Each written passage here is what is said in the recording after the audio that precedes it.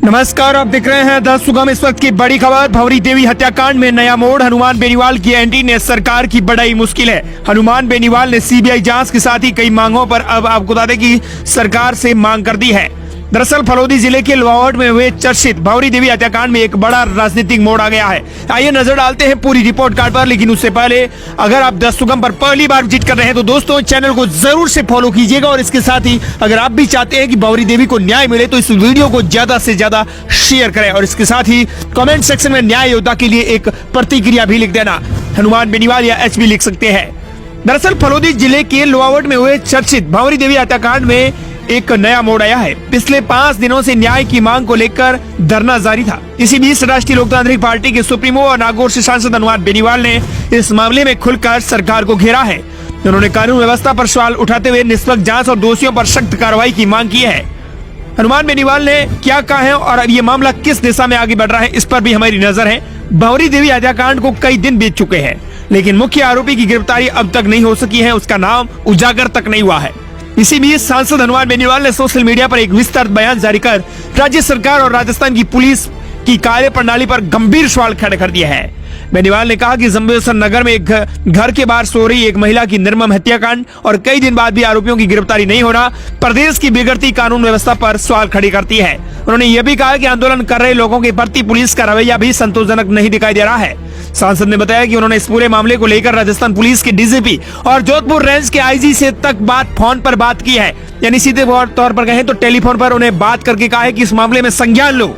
उन्होंने अधिकारियों से हत्याकांड का जल्द से जल्द खुलासा करने, दोषियों के खिलाफ कड़ी कार्रवाई करने और पीड़ित परिवार के साथ न्यायपूर्ण व्यवहार सुनिश्चित करने की मांग की है।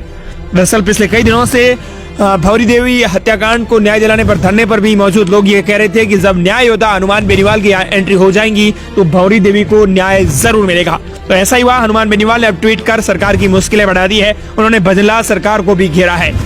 हालांकि लोग ये भी मांग कर रहे हैं कि धरने एक बड़ा सीबीआई जांच की मांग की जाए और धरने पर हनुमान बेनीवाल की एंट्री हो तो बेहतर रहेगा।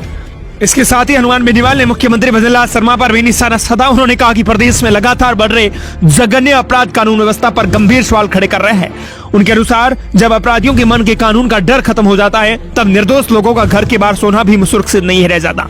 बेनीवाल ने राज्य सरकार से मांग की है कि किसी वरिष्ठ मंत्री या उच्च अधिकारी को तत्काल घटनास्थल पर भेजा जाए ताकि पीड़ित परिवार और आंदोलन कर रहे लोगों से सीधे संवाद स्थापित हो सके और स्थिति का समाधान निकाला जा सके। स्थिति यह रही कि गजेंद्र सिंह खेमसर, जो लोहावट से खुद विधायक है और खुद मंत्री है, स्वास्थ्य विभाग के मंत्री है, लेकिन लोहावट के विधायक होने के बावजूद भी वो वहां भंवरी देवी हत्याकांड में एक बयान नहीं दे पाए हैं। ऐसे हालात बन गए हैं। इसी बीच धरने पर बैठे लोगों की ओर से भी निष्पक्ष जांच की मांग लगातार उठ रही है। आंदोलन से जुड़े लोगों का कहना है कि यदि जरूरत पड़े तो मामले की सीबीआई जांच कराई जाए ताकि पूरे प्रकरण की निष्पक्ष और गहराई से जांच हो सके और दूध का दूध पानी का पानी हो सके।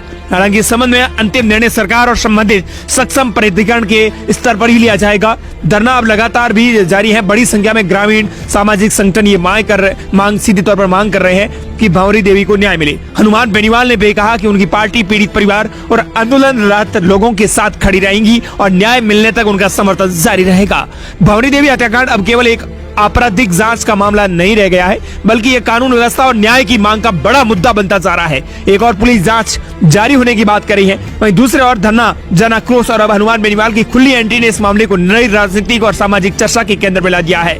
अब सबकी निगाह इस बात पर टिकी हुई है कि पुलिस मुख्य आरोपी तक कब पहुंचती है, जांच में आगे क्या क्या नया मोड़ आता है, खुलासे होते हैं और क्या सरकार आंदोलनकारियों की प्रमुख मांगों पर कोई बड़ा फैसला लेती है। अगर आपको ये रिपोर्ट महत्वपूर्ण लगी हो तो दोस्तों इस वीडियो को लाइक करें, ज्यादा से ज्यादा शेयर करें और कमेंट करके बताइए कि इस मामले में आपकी क्या प्रतिक्रिया है।